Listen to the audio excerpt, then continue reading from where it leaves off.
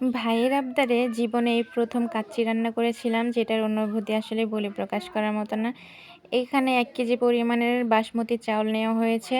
আর এই ভাতটাকে আপনাকে 80% সেদ্ধ করে নিতে হবে। এরপরে প্যানে আমি পরিমাণ মতো তেল দিয়ে দিয়েছিলাম। তেলটা গরম হওয়ার সাথে সাথে আমি গরম মশলাগুলো দিয়ে দিয়েছি। এরপরে দিয়ে দিয়েছি পেঁয়াজ কুচি, এগুলোকে আমি ভালোভাবে ভেজে নেব। দেন হচ্ছে আমি দিয়ে দিব পরিমাণ মতো লবণ, আদা বাটা। আমি এখানে পেঁয়াজ, মরিচ এগুলো ব্লেন্ড করে নিয়েছিলাম, এগুলো আমি দিয়ে দিচ্ছি। মশলাগুলোকে আমি ভালোভাবে কষিয়ে নেব। দিয়ে দিব পরিমাণ মতো মরিচের গুঁড়ো। আর এইখানে আমি মুরগির গোশত নিয়েছিলাম।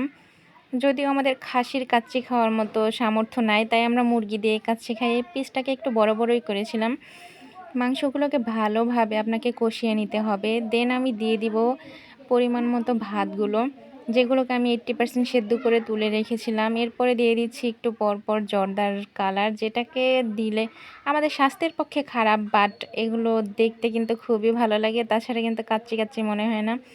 আমি দিয়ে দিচ্ছি পরিমাণ মতো দুধ, পরিমাণ মতো আপনার হচ্ছে বিরিয়ানির যে সেন্ট পাওয়া যায় সেটাকেও দিয়ে দিচ্ছি। পারফেক্ট একটা কাচ্চির সেন্ট পাওয়া যাবে, কাচ্চির টেস্ট পাওয়া যাবে, যার কারণে আমি সব মশলাগুলোই ব্যবহার করেছি।